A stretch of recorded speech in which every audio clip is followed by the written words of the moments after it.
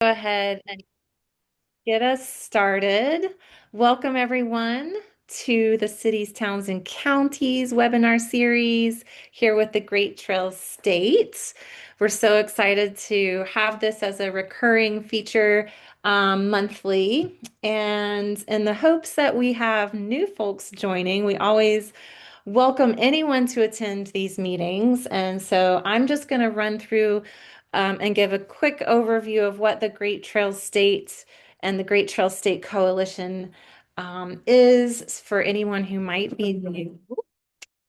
Um, so bear with me a moment. Get a tab open here. I'm Julie Judkins. I should have started with that. I'm the coordinator with the Great Trails State Coalition. And I'm excited to introduce Ben and Ward, who are going to talk to us about paddle trails and blueways today um, in just a moment. But I wanted to just start by saying, giving thanks. I know we're just coming off of the holiday weekend, but it's always a good reminder to just say thank you to, yes, our speakers today and the time and dedication that they're giving to us, but also to all of you and your efforts and support of the Great Trail State and all you've done. And what is the Great Trail State Coalition? Um, our vision is to have all 100 North Carolina counties enjoy health, safety, economic development, tourism, transportation, and environmental benefits of trails. And success really looks like adequate and recurring funding for the Great Trail State Program, which is state funding. And this year, for example, we were able to, the state gave away 25 million in grants and projects for trails across North Carolina. And the coalition had a big part in advocating for those funds.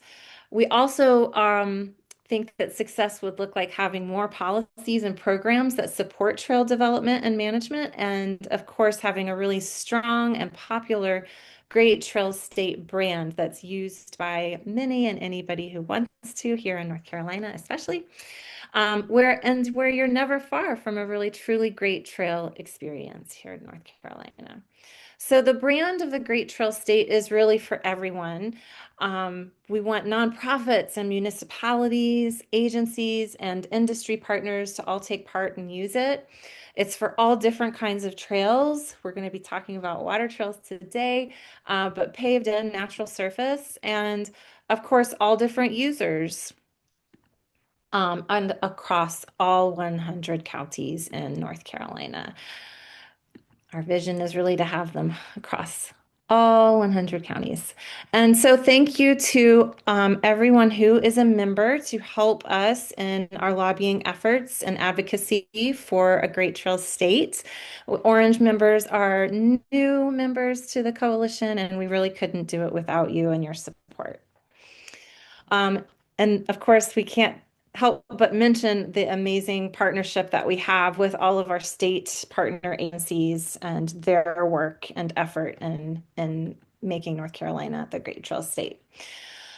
So this webinar series, Cities, Towns, and Counties for Trails, is really a resource, as I mentioned, for all coalition members, but all cities, towns, and counties across North Carolina. We try to host them monthly. And we have some, in addition to today's topic of waterways and promising practices for paddle trails, with that Ben and Ward will lead us through. We also have next week a kind of end of year impact and update with our lobbyists, Nathan and David, and of course, Palmer. So please don't miss out on that and celebrating all of the big impacts that we've had this year on December 10th. And at the beginning of the year, in January, we'll be able to hear from um, some leaders in talking about how to engage communities in the SEAM across multi-jurisdictional boundaries. And in February, we're excited to have state partners from DOT talking about the process for trail projects through their prioritization process. So really important work for how to get trails on the ground. You can find all these webinars and registrations on our on our website, and we'll pop that into the chat if you have not found that easily. And just a reminder that we have all of these awesome brand tools and resources for anyone to use. Awesome, fun logos. They are on our website. Feel free to use our brand in your materials. Um, we have two toolkits on how to use these materials, both a general toolkit, but then also how to get ready for Great Trails State Day, which is in every third Saturday in October. This year we had a growing amount of impact and awesome events and celebrations for the Great Trails State. And one last reminder of growing our Great Trail State, and a really easy way for you to participate in that is when you're sharing your trail stories here in North Carolina and your stewardship opportunities and your events to tag us. And we have an amazing community of over 20,000 folks that follow us. So we encourage the more folks to use the hashtags and hashtag Great Trails NC and hashtag Great Trails State is a really easy way to leverage and collaborate with us on socials. And also something to go ahead and write in your calendars and is that in August 10th through 12th next year, we'll be having the second Great Trails State Conference. So the call for proposals is open right now. If you go to our website, it's going to be in Winston-Salem at the Benton Convention Center. We also have a call for films that's out, as well as sponsorship opportunities. So we look forward to seeing you there. Okay, that's it for me. I'm going to hand it over to Ben and to Ward to walk us through their presentation. And I'll just invite everyone to add questions and comments into the chat. And we'll have some time for Q&A at the end. And Ben and Ward, thank you so much. All right, can y'all see this? Yes. Okay, great, cool. All right, so welcome everyone to our webinar on designing your waterway adventure, promising practices for building paddle trails. My name is Ben Rippe. See if I can advance this slide. I work for Chatham County as a trails and open space planner. My name is Ward Swann. I work for Yadkin Riverkeeper as Yadkin River State Trail Coordinator.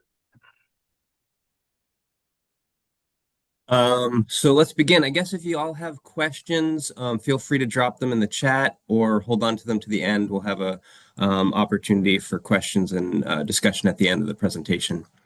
So getting started with 7 state trails and numerous other local paddle routes across North Carolina.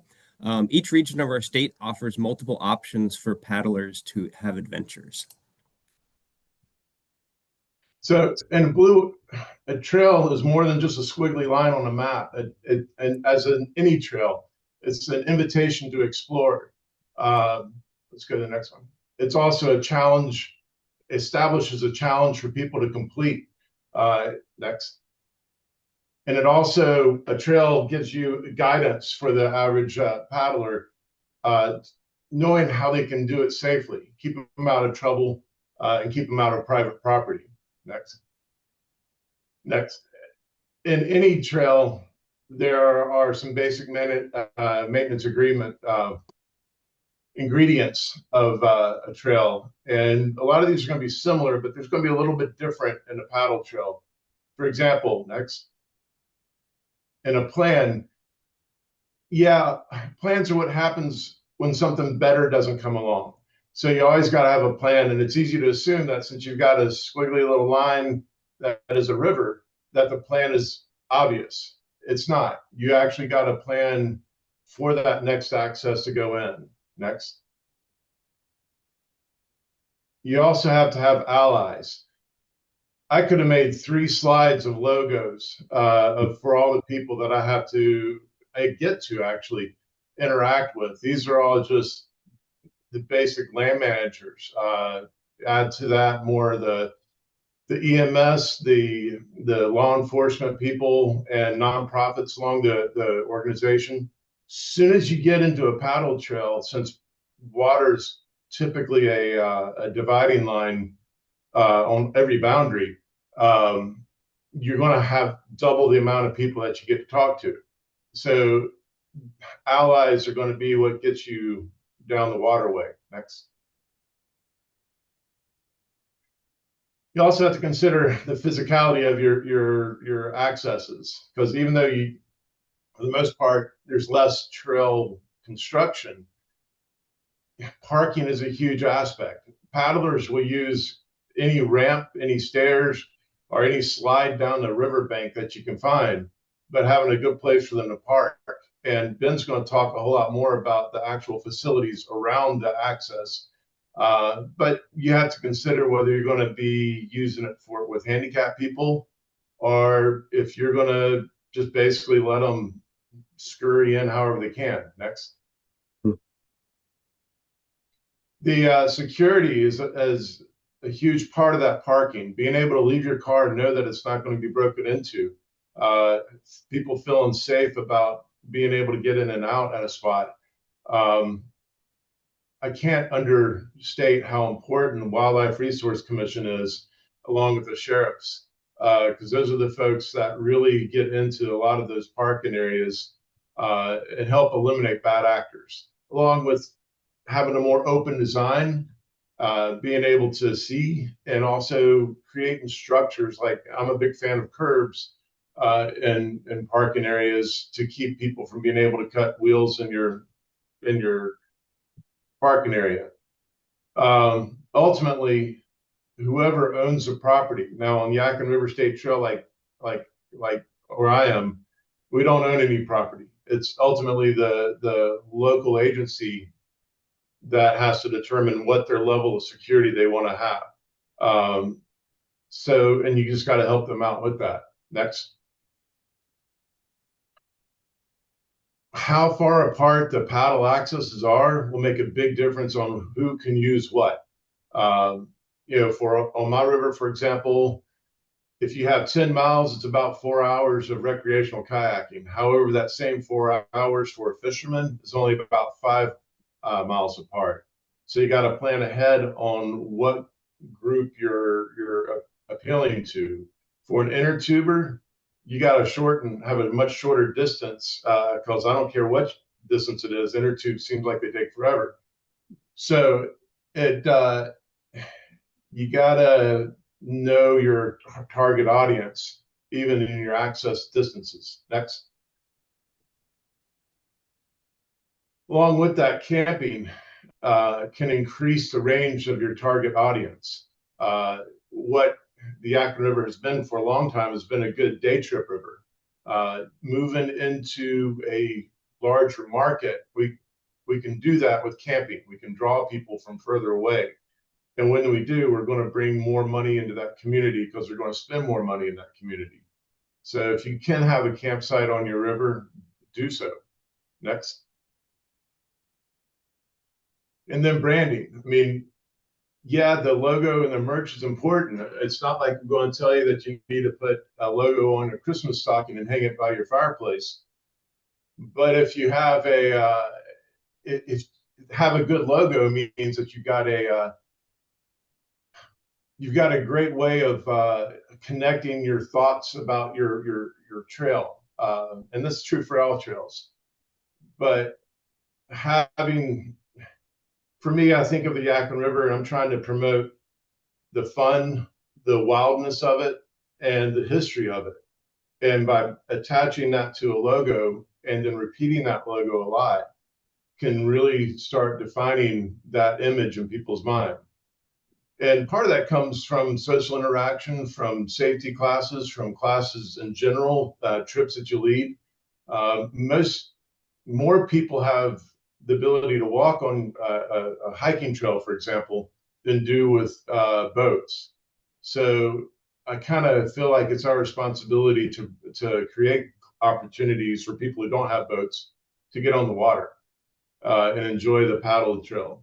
So that's a little bit different about promotion and branding than what you might have on a hiking trail. The mile markers. Let's go to the next slide. We wanted to put up mile markers, and as you can see, repetition. It not only is this branding, but it's also a way to let people know where they are on the trail. They can figure out how much longer it is till the next takeout. They can also call in for EMS if needed. Now we're not going to put a mile marker up every mile on 163 miles. That's I don't think the state's going to budget that for me. But I figured every 3 miles is a good distance. And then I said, all right, but I don't necessarily need to put anything on a bridge as a mile marker. I'm going to use the bridges itself as a mile marker. So that saved me a lot of mile markers. Also, I'm not going to put it on public accesses because that's another thing. Those are two places that people are going to say, I'm at Siloam Bridge. They're not going to say I'm at mile marker 113. So I don't need to waste money putting that sign up. I'm also not going to be able to find anybody on High Rock Lake who's willing me to put a sign on their property facing outward. That's just not why you buy that property. So I kind of ignored everything that's on a lakefront like that. And that really limited how many signs I needed. I've got 35 signs up at the moment. I will probably need about 6 more, and then it'll be in a maintenance program for me. And when I put up these mile markers, now keep in mind these mile markers are about 2 foot by 3 foot. That's a lot of water that can push against it. So I chose to put them up on the inside of a river bend. Now, on the outside of the river bend, you could see it more clearly going upstream and downstream, but on the inside, it's not quite as visible. But on the other hand, it's going to be there for longer. So I chose properties that were on the inside of that bend, knowing that there's going to be less pressure against it when it does flood. Next slide. To do that, though, I had to get permission from the landowners. This was a state grant, and the state requires a memorandum of understanding between Yadkin Riverkeeper and the landowner. That was a daunting task at first, but once I got my letter and my memorandum of understanding, I had unusually good success with getting those back and signed. It's a very, very generous MOU. Basically, it's just saying, yep, I know you're doing it. I approve of it. And that's okay. Most of these guys, as you can see in these pictures, they wanted to come out and help me put it up because it's kind of fun. It's a big adventure going down to the water. And you get to hear all kinds of great stories when you do that. I have much better relationships all up and down the river because of this program. So even if you aren't required to have this, I strongly encourage to go through this process just so you get to know your neighbors. And once I got all my signs printed, I got the MOU. I can tell the sign maker which numbers I needed. Once I got those back, it took about 2.5 months to put those up, and we were glad to get that done before deer season. Anyway, that's my big project on the Yadkin River. Take it away, Ben. Thanks, Ward. So safety is a major consideration when you're encouraging people to recreate on any body of water, honestly. And rivers in particular offer many ways for paddlers to find trouble. Paddler education is a pretty hefty subject. How we best prepare folks for the inherent risk of recreating on a waterway is an ongoing conversation among paddle trail managers. Oftentimes, impulsive and underexperienced river users are those who end up getting in trouble. Signage can be effective for those who will stop at a kiosk and read. So information you could present could include a checklist of what to bring, how to dress, what paddlers can expect in terms of potential hazards such as whitewater, strainers, dams, etc. Trip time estimates, which are directly related to river flow rates, and ensuring communication outside of your trip mates, meaning someone else who's not going on this paddle trip knows what you're up to. If you don't show up for dinner that evening, someone knows that that wasn't the plan and they know that they need to make a call. But even with their best preparation, planning, or even experience, things can happen on the water. We need to consider how we work with local emergency management when, not if, an issue arises. Ensuring that emergency management and local police are aware of our paddle access locations and that driveways and roads to these sites can accommodate their vehicles, if need be, is a good step towards being prepared. Over the last few years, a coalition of stakeholders led by Central Pines Regional Council has worked on a pilot program funded by a Duke Energy Foundation grant to improve river user safety on the Haw River in Chatham County. And I'm going to talk about two of the projects that group tackled. Our first project was to improve wayfinding on the Haw River in Chatham County. This is important for paddlers to understand their location on the river and can be essential for emergency responders when things go wrong. Mile markers are the best option for wayfinding, but as we heard, this takes a lot of coordination, willing landowners, and planning. We looked into this and chose to go a different route. Alternatively, or ideally additionally, signing bridges that pass over paddle trails is another excellent option for helping river users understand their location. The Safety Coalition worked with NCDOT Division 8 to install road name signs on 3 bridges over the Haw River in Chatham County. The signage was installed both on the upstream and downstream side of the bridges, and in some cases in multiple locations per bridge, depending on how braided the river was near these bridges. The Haw River has a multitude of islands dispersed across Chatham County, and we wanted to ensure that paddlers could see the signage no matter where they were in the river as they approached or passed under a bridge.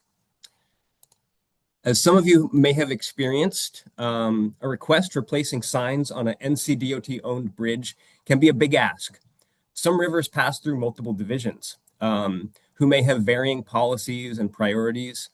We were lucky in that our Division 8 engineers were not only open to the idea, they were actually paddlers who spend time on the Haw River.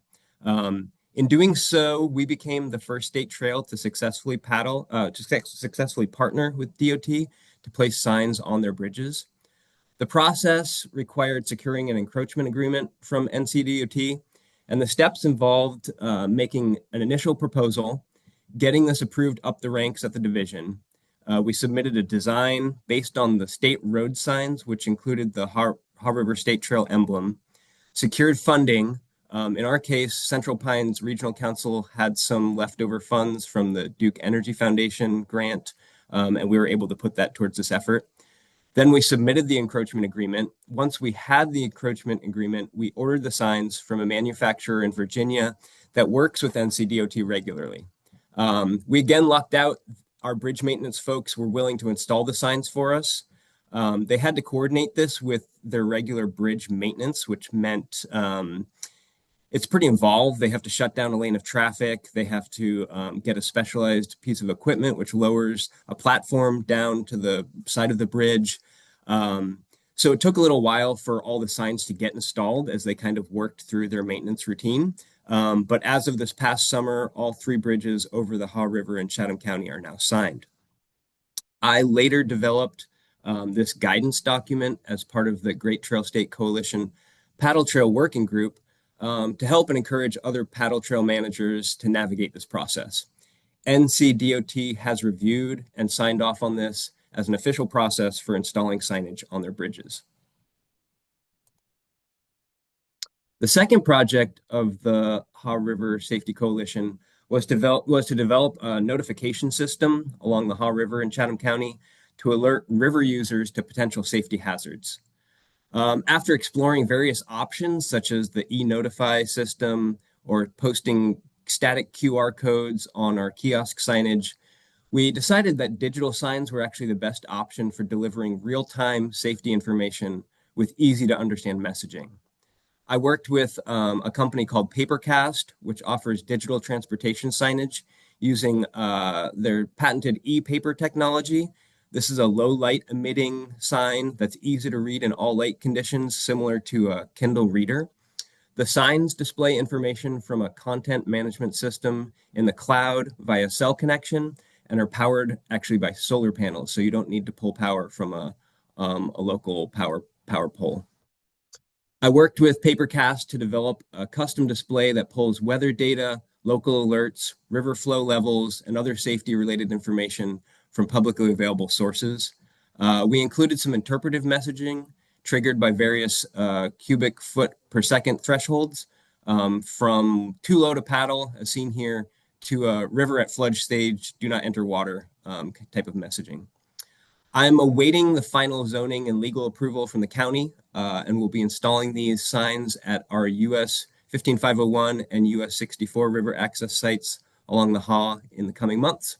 And we're hopeful that these signs will help inform paddlers and river users as to any potential threats or hazards that they may experience on the river. So once we open our paddle access sites and the public starts using them, your new recreation area will have a number of maintenance considerations. The first is that we as humans tend to generate a lot of waste. You put in a parking lot, and pretty soon you'll start to see litter on the ground. Trash and optional recycling bins will be needed to help keep litter to a minimum. The frequency at which you empty these really varies depending on the time of year. Summer being the busiest time, obviously. Holidays, local events like paddle tours or races are all things that could end up, overwhelming the capacity of your garbage and recycling bins. Restrooms are another amenity you might want to include at your paddle access location. Options can range from full flush facilities with sinks and water fountains to a more basic vault toilet or even a porta potty. And obviously costs will be a big factor, and those vary depending on which option you choose. Ultimately, this is really a public health concern. If you start seeing used toilet paper in the woods at your paddle accesses, you might need to at least put in a porta-john. Another consideration is whether to leave the access open 24/7 or have hours of operation. If you're going to close the access, you'll most likely need a gate, and that requires opening and closing each day. If you leave the access open all hours of the day, you have to expect that people will use it at night. This can mean campfires. You'll find beer bottles sticking around, potentially illicit activity. This is another good reason to have a working relationship with your local law enforcement. And depending on the location, this can put strains on relations with neighboring landowners. While you might have built a beautiful trail to a world-class set of steps or a ramp or staircase down to the water, you might soon see evidence of bushwhackers and trailblazers exploring the river's edge, looking for that perfect fishing hole or the next viral photo vantage point. While this might seem innocuous at first, over time, these paths see more use. They widen. You see the vegetation getting trampled, and eventually it's just non-existent. And that holds the bank in place. So these trails eventually lead to more erosion of the bank. And these social trails often don't end at a property line. This can lead to trespassing onto other properties and can complicate relations with neighboring landowners. Signs and fencing can help keep the honest people where you want them, but this is just another ongoing challenge of managing a paddle access. One of the biggest challenges with managing public space is basically controlling human behavior. And finally, with climate change and development booming across the state in many of our river watersheds, flooding is becoming a very real maintenance challenge for paddle trail managers. Floods can not only cause significant damage to our paddle access infrastructure, but they tend to deposit massive amounts of mud, silt, logs, garbage, other materials into the floodplain. Cleanup can require significant effort as well as cost. As part of the work with the Great Trail State Coalition Paddle Trail Working Group, I've developed a guidance document for best practices for dealing with mud, sediment, and debris following a flood or large rain event. And this guidance document is based on input from DEQ as well as other paddle trail managers who've shared their strategies for handling these events. So hopefully these suggestions and resources we've covered today can help you better plan and manage your paddle trail. If anybody has any questions, I will stop sharing my screen, and we're happy to open this up for discussion.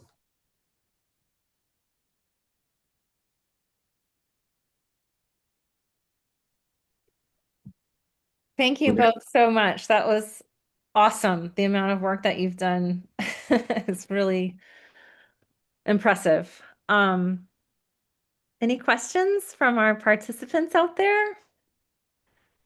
I have taken a lot of notes. Black River is beginning to think towards having a paddle trail. So we'll be contacting you soon. And I'm wondering if anywhere in the state has a paddle trail marked that's on a lake instead of a stream or a river. Do you know? Not to my knowledge. I mean, I think some of our rivers pass through lakes, but I don't know one of them that's exclusively on a lake. Yeah. Well, The Flora has access to Lake James. That's I one live that's on off the White top of Lake. my head.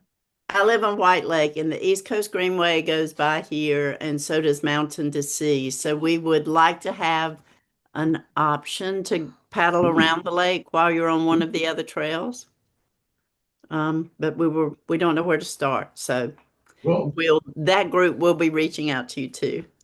sure, Terry. I think a lot of that has to do with having a place to put in at, and if you're going to have a place to take out, uh, then that if it's different than the put in, that's one thing. But otherwise, giving somebody a reason to go, like for example, if I had a paddle trail on a lake, I'd want to have a spot, a couple of destinations where they would be drawn to. If there's a old mill on the lake or something along that lines, that creates a movement. They can go in any direction they want to on a lake. If it just goes back to the same spot where they're getting out of the car. So the trail on a lake, it's kind of like a line. You got to have 2 points to create a line. If it's just paddling on a lake, that's one thing. But a trail on a lake, I think you're going to have at least another point to draw people towards. I don't know. This is a real meta kind of thought on that. So anybody want to add to that?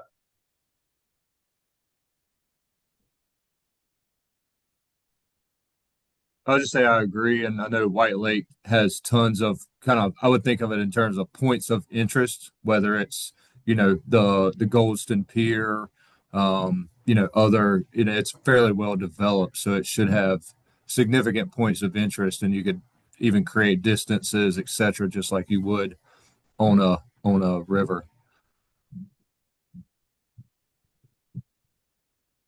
I want to go now. Let's go.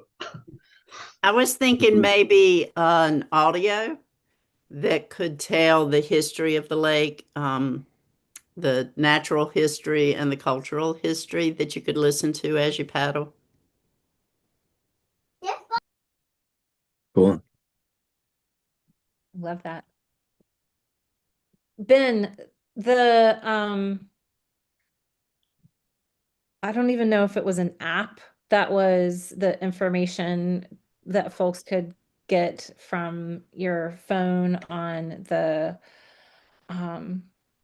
while you're on the river that you shared, and how No, it was solar these powered. these are digital signs, so they're Digital installed. signs. Yes, yeah. Okay. Mhm. Okay. That makes sense. Yeah, they'll be installed at the kiosks at our two accesses. Yeah, Okay. Very cool. we might work on a way to make it app friendly. That's actually a great idea. Hey Ben, what's a rough budget cost, for each one of those paper casts? Very good question. I knew that was going to come up. I think in the ballpark of 3,800 per sign. And then there's add-ons depending on what kind of hardware you want. And then there's an annual fee of about, I think it was like $700 per sign for connectivity fees. There's additional fees for initially getting started. Um, I will say this process took a while because this is sort of outside of the regular scope of service that they offer. And it took a lot of specifically coding and back end sort of like troubleshooting to kind of make this what it is, especially around some of the messaging and things that are triggered by certain thresholds and stuff like that. But now that they've got this template, I think it would be easily replicable across any river system if folks wanted to utilize it. Um, So do you manage the content on it then? so yes, with a lot of help, yes, I ultimately will be the content manager. Yeah. Do you think they can be submerged, like flooding events? Well, these are going to actually be installed. One of them will be installed well out of the floodplain. The other one, that is a very good question. We're putting it on a pole at about probably 6 feet in height. So I'm hopeful that we won't have to worry about that. But that is a great, obviously a concern, and a great point. Oh, awesome idea, man. Look forward to Thanks. seeing it. Thank you.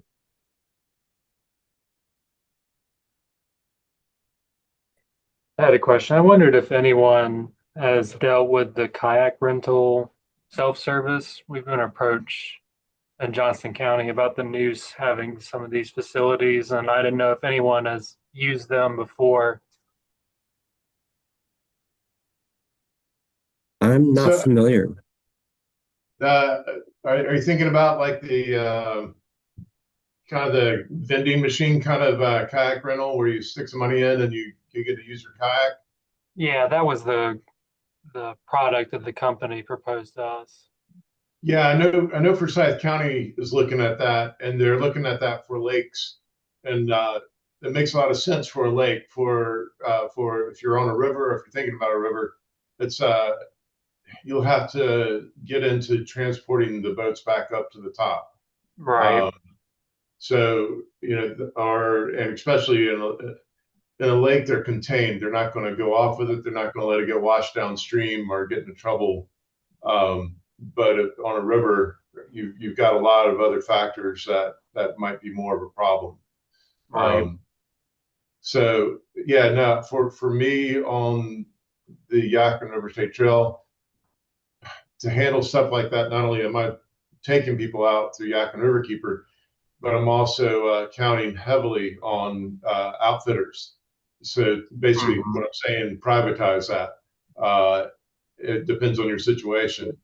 Um, no, we're glad to really push and promote our outfitters. Yeah, absolutely. Yeah, we have a local outfitter, and that's who we're using currently. But yeah, I just wanted to get any insight on those.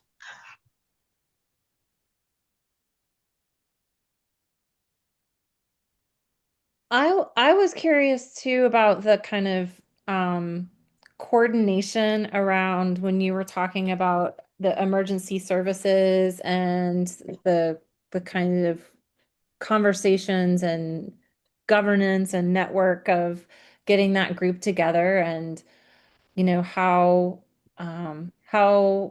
any lessons learned you had from trying to pull that to be an ongoing conversation and a network that is having consistent conversations around access points and how to support the development and safety for users.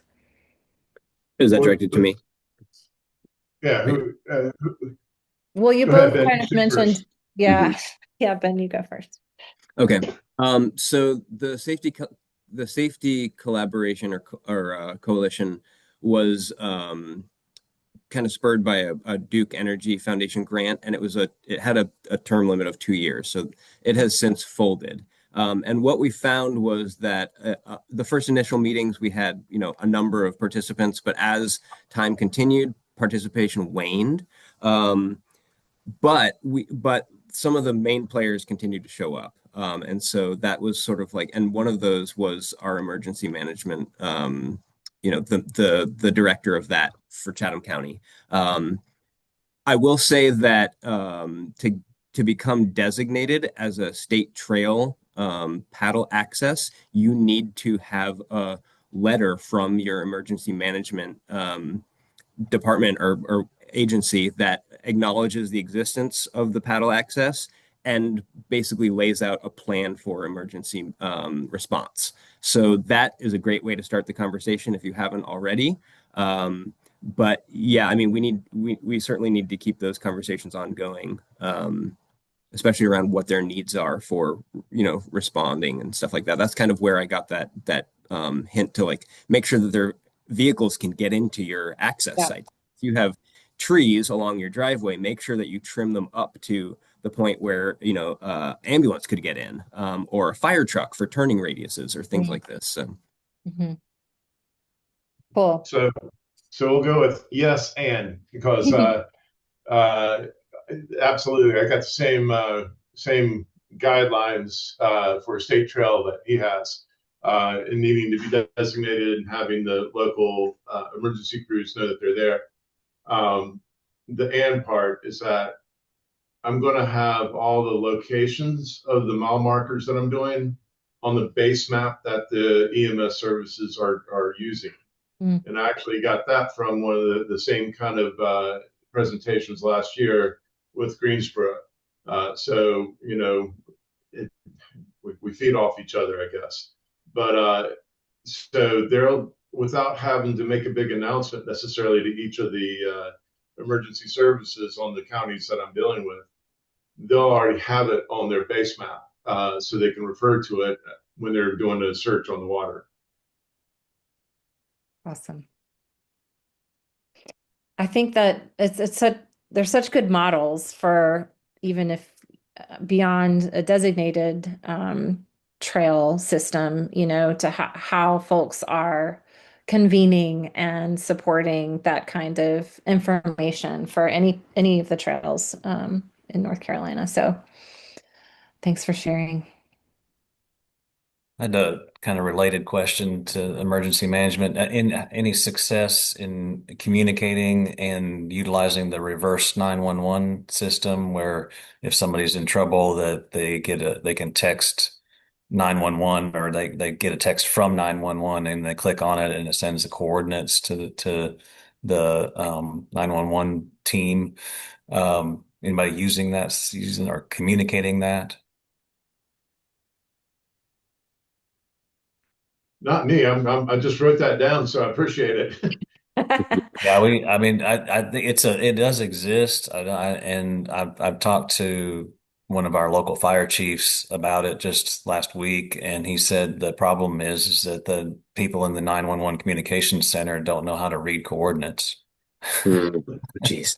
So there might be some training that needs to happen. Anyway, I just wondering, it seems like a good backup plan or alternative to signage that may or may not, survive or need maintenance, and just be able to communicate the fact, if you're just stand still, call 911 and they'll send you a link through a text to send the coordinates.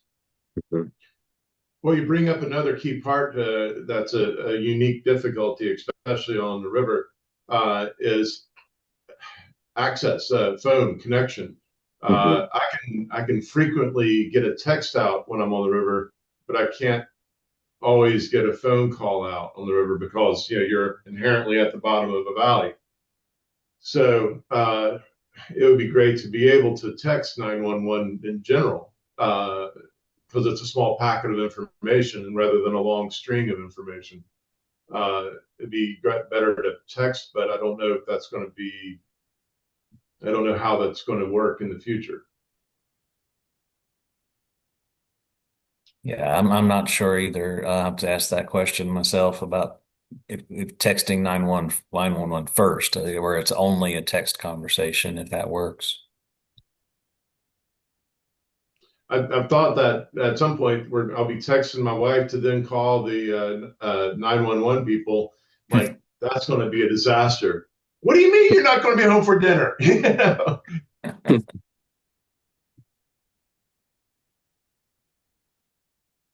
Okay, thanks for your question about the recording.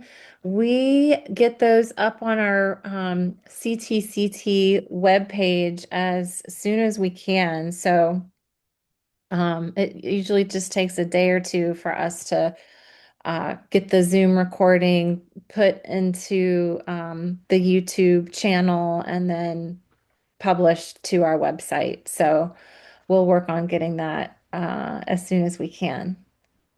And thanks for the reminder to share that all the recordings from these webinars are listed on our CTCT page of our coalition website. I Well, will just, can I oh, just add one thing? I saw in the chat, Gretchen mentioned that there are companies that sell gates that are on timers and are solar paneled. So that could be a consideration.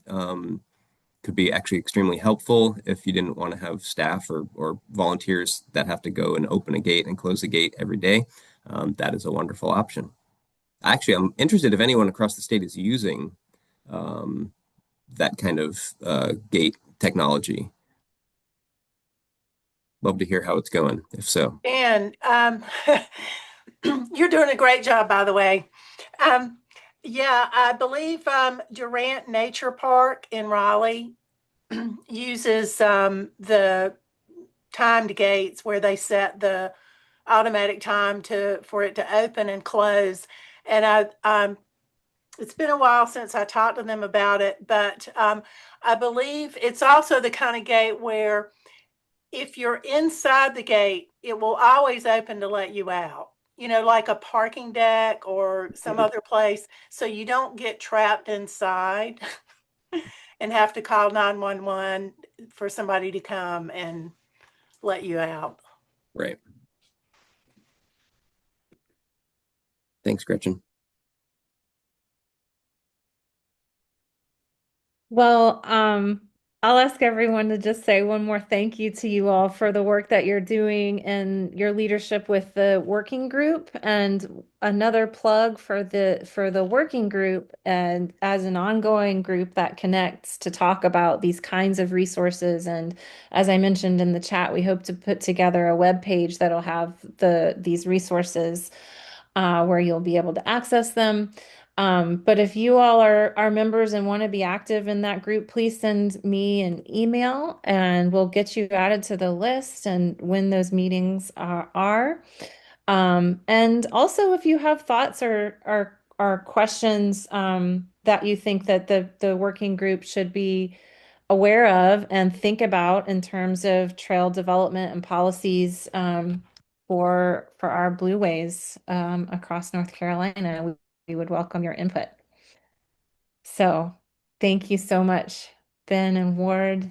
Sure.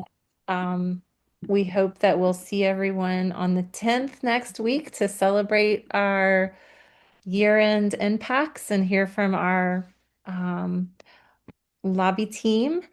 And I hope you all have a fabulous rest of your week. Have a great Thanks, day, everyone. folks. Thank you.